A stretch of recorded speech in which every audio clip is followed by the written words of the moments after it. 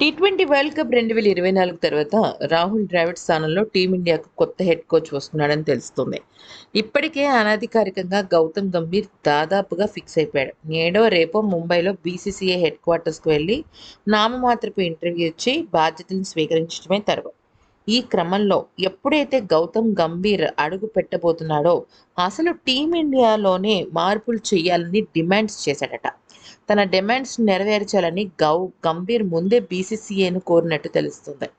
వాటికి బీసీసీఐ పెద్దలు కూడా ఓకే చెప్పారు సరట. అయితే అవేమీ సాదాసీదా డిమాండ్స్ కావు.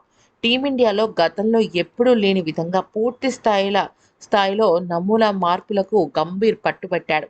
అందులో అతి ముఖ్యమైనది ఏంటి అంటే 3 ఫార్మాట్లకు 3 వేరువేరు జట్లు.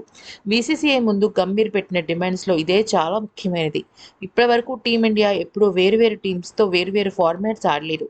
చిన్న దేశాల్లో సిరీస్కు సీనియర్ ఆటగాళ్ళకి రెస్ట్ ఇచ్చినప్పుడు తప్పించి టీ20లకు, వన్డేలకు, టెస్టులకు అంటూ వేరువేరు జట్లు ఆడించలేదు. వేరువేరు టీమ్స్ కూడా లేవు. కానీ గంభీర్ మాత్రం ఇప్పుడు ఆ ఫార్ములాను భారత్ క్రికెట్లో ప్రవేశపెడుతున్నట్టు విశ్వసనీయమైన వర్గాల ద్వారా సమాచారం. వీటితో పాటు ప్రస్తుతం ఉన్న కోచింగ్ స్టాఫ్ మొత్తాన్ని తొలగించి కొత్త స్టాఫ్ని కూడా తీసుకునున్నారు. అంతేకాకుండా సీనియర్ ఆటగాళ్ల విషయంలో కూడా షాకింగ్ నిర్ణయం తీసుకోబోతున్నాడట గౌతమ్.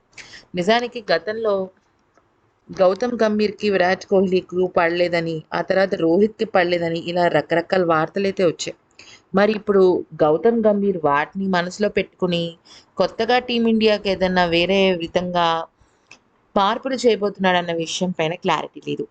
అయితే ఒకవేళ గనక బీసీసీఐ కనుక యాక్సెప్ట్ చేస్తే మాత్రం భారత జట్టుకు దబ్బిడి దిబ్బడనే అనుకోవాలి.